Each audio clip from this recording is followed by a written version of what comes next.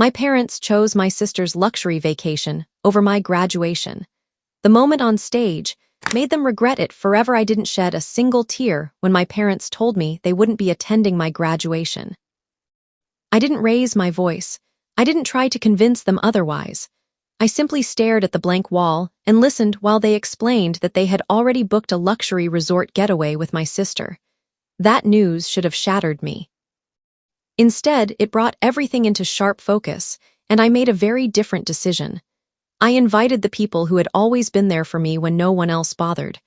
I didn't make an announcement. I didn't give anyone a heads up.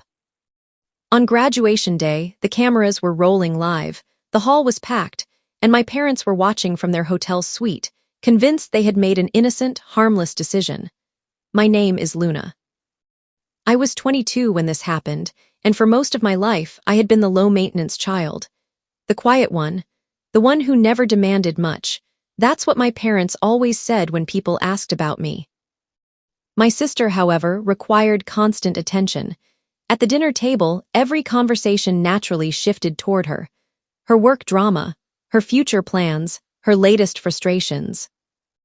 My parents leaned in, hanging on her every word as if they might miss something vital. When I spoke, they offered polite nods, their gaze already wandering, waiting for me to wrap up so they could return to what truly mattered. Our home looked cozy from the outside. Family pictures in neat frames on the walls. Holiday lights left up far too long. The comforting aroma of fresh coffee every morning. But inside, there was an unspoken ranking everyone accepted without question.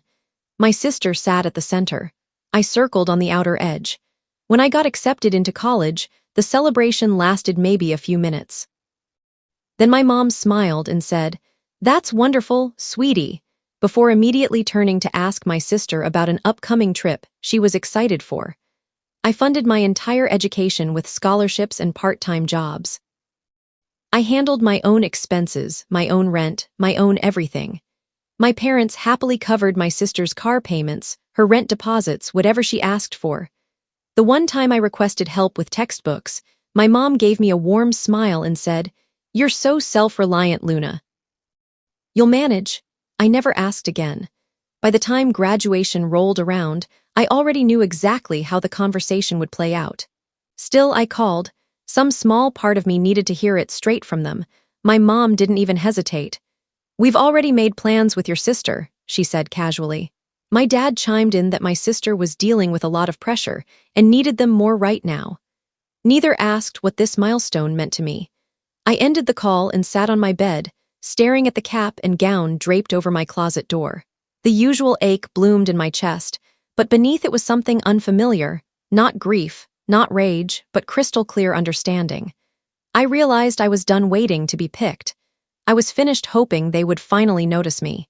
For the first time ever, I began imagining what it would feel like to choose myself instead. Being invisible your whole life teaches you to lower expectations. You convince yourself the pain has faded, even when it hasn't. You master the art of quietly absorbing disappointment and carrying on. Looking back, the patterns were obvious. My parents skipped my high school honors ceremony because my sister had an important work function.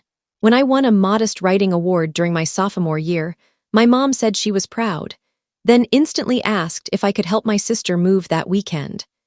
Every accomplishment of mine felt like faint background music drowned out by something louder, more pressing, something that wasn't me. I worked multiple jobs throughout college, late shifts, early mornings. I learned how to stretch every dollar and decide which bills could be delayed a few days.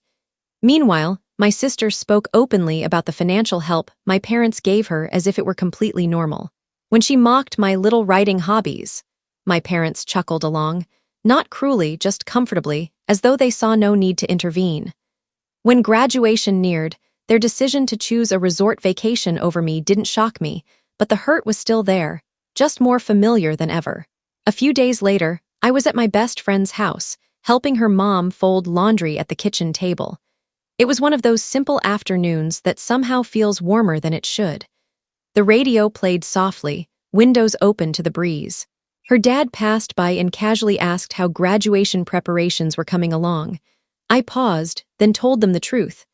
There was a heavy silence, not awkward, but weighted. Her mom slowly set down the towels. Her dad shook his head in disbelief. "That's not okay," her mom said quietly. "This is a huge moment for you." They didn't try to solve it or give advice. They simply listened. Then her mom gave me a gentle smile that made my throat tighten. "Well," she said softly, "we'd be honored to be there if you'd like us to come." The offer caught me completely off guard. I hadn't intended to accept. I hadn't planned anything. But in that instant, something inside me changed. I realized I had been treating my parents' absence as a rule I had to accept rather than a choice I could answer differently. So I said yes. That evening, alone in my room, I stared at my phone. I considered calling my parents to explain, to cushion the blow somehow.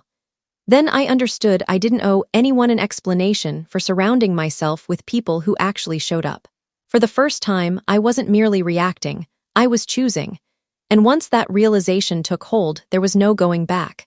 After I agreed, everything grew strangely still. Not exactly peaceful, more like the hush before something permanent. There was no explosive confrontation. My parents didn't suddenly cancel their trip. My sister remained oblivious.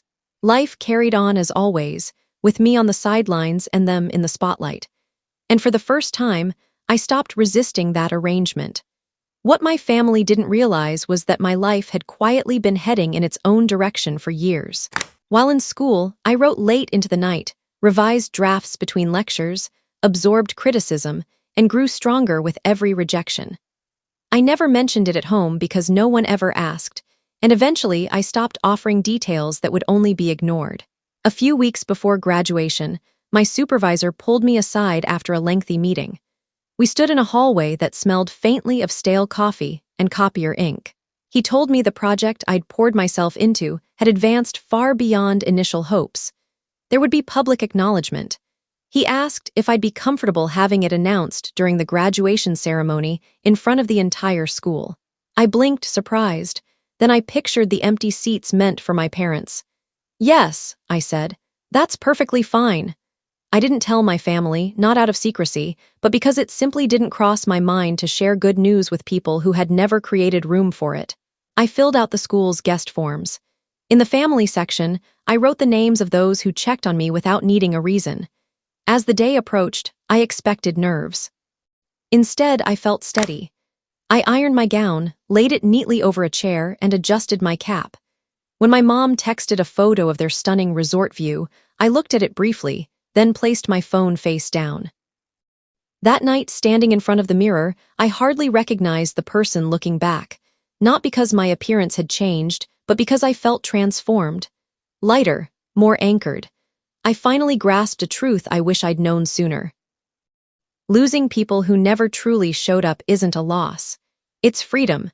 As I switched off the light and slipped into bed, I knew tomorrow wouldn't just mark the end of college. It would reveal who truly deserved to stand beside me when everything I'd built finally came into the light. Graduation day arrived without fanfare. No last-second apologies. No change of plans. Morning sunlight filtered gently through the curtains, calm and indifferent. I dressed slowly. The gown felt weightier than I'd imagined, sleeves brushing my wrists as I smoothed it down. My cap sat slightly askew at first, and I smiled to myself while straightening it in the mirror. I no longer saw a girl waiting to be seen. I saw someone who had completed something difficult on her own terms. When we reached the auditorium, excitement filled the air. Families packed the seats, hugging, laughing, snapping photos destined for frames or forgotten drawers. Out of habit, I scanned the crowd, though I already knew my parents wouldn't be there. Then I spotted them, my best friend's parents waving enthusiastically from the family section, her mom clutching a tissue, her dad beaming as if this were his own daughter's triumph. Warmth spread through my chest, not sorrow, not yearning. Pure gratitude. Backstage, lights dimmed as music swelled. Names echoed across the stage. When mine was called, I walked forward, heart calm, hands steady. I shook the dean's hand, accepted my diploma, and smiled into the wave of applause. It felt loud, sincere, and finally directed at me. I thought that would be the highlight of the day. I was mistaken. After the final graduate crossed the stage, the dean returned to the podium. He paused, glanced toward the wings, then addressed the audience. "Before we close," he said, "we have a special acknowledgement from one of our industry collaborators." A murmur rippled through the crowd. My pulse quickened, but I kept my expression neutral. A poised, professional woman stepped forward. I recognized her instantly. She had been part of my career world for years, long before my family ever inquired about how I spent my time. She spoke confidently into the microphone. "One of your graduates has delivered work that surpassed every goal we set," she began. "Her contributions formed the backbone of a major production now moving into full development." The room fell silent. People shifted, curious. She announced my name. I rose, legs slightly unsteady, and returned to the stage. The lights felt warmer up close against my skin. I accepted the portfolio she offered, gripping it just enough to steady my breathing. She outlined the project: substantial funding, long-term commitment, a life-changing opportunity. I didn't search the audience for my parents. I didn't need to. Then she added, "We would also like to honor the parents who supported her throughout this journey." Time seemed to freeze. Whispers spread. She turned, not toward the vacant seats reserved for my biological parents, but toward the section where my best friend's parents sat. "Would you please come join us on stage?" For a moment, they remained frozen. Her mom glanced around, hand pressed to her chest in confusion. Her dad whispered something. I caught their eyes and nodded. They stood. Their walk up the aisle felt endless. The audience watched, intrigued. When they reached the stage, tears were already streaming down her mom's face, open, unashamed tears of shock and joy. The woman handed them an envelope and a framed certificate. She explained it plainly. "A gratitude gift for believing in me, for being there, for showing up consistently." The amount was stated clearly.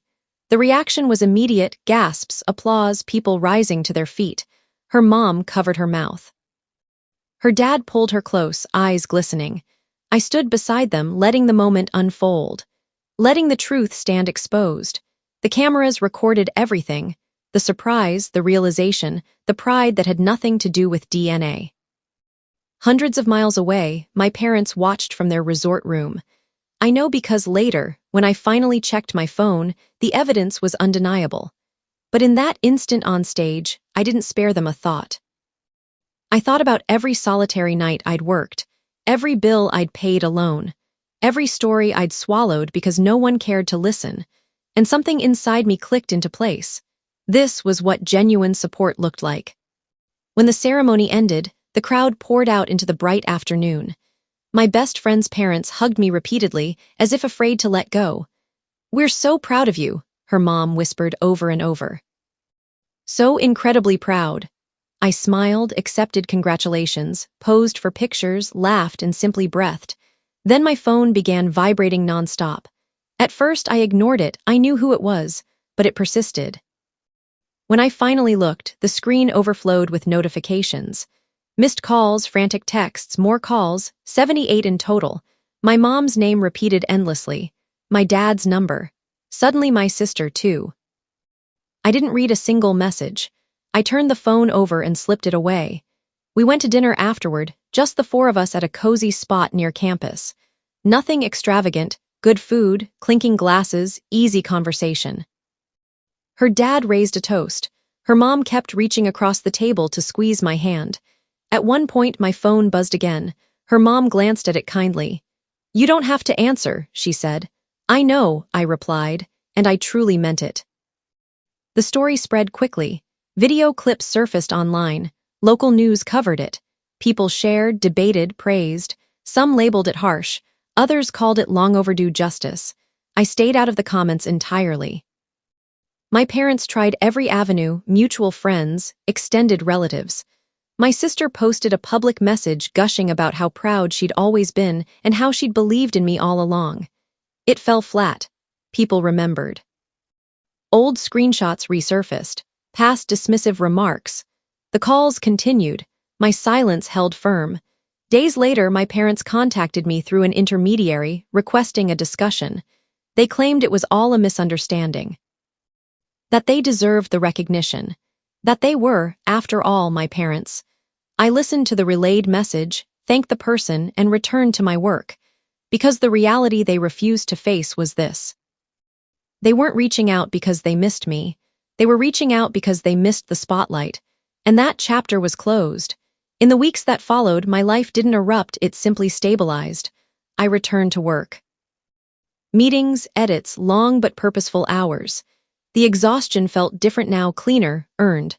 My best friend's parents texted every morning, not for updates, just to ask how I was doing.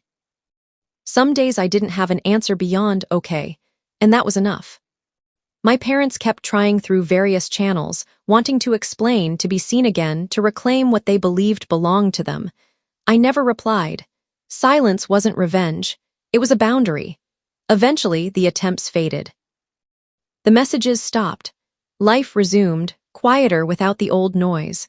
What surprised me most wasn't the peace I felt, it was the absence of guilt. I had spent years believing love required endless patience, that family meant unconditional tolerance. Now I understood something far simpler. Love appears, family remains. Once you grasp that distinction, you never forget it. Today, when people ask about my family, I no longer pause. I talk about the ones who showed up. The ones in the front row. The ones who chose me without strings attached. Blood didn't make them my family. Presence did. If you've ever felt invisible to the people meant to stand closest to you, remember this. You're not wrong for putting yourself first. You're not heartless for shutting a door that only kept you diminished. Thank you for watching my story. If you enjoyed it, please subscribe and press the bell icon. Stay tuned for more real-life stories, get more experiences.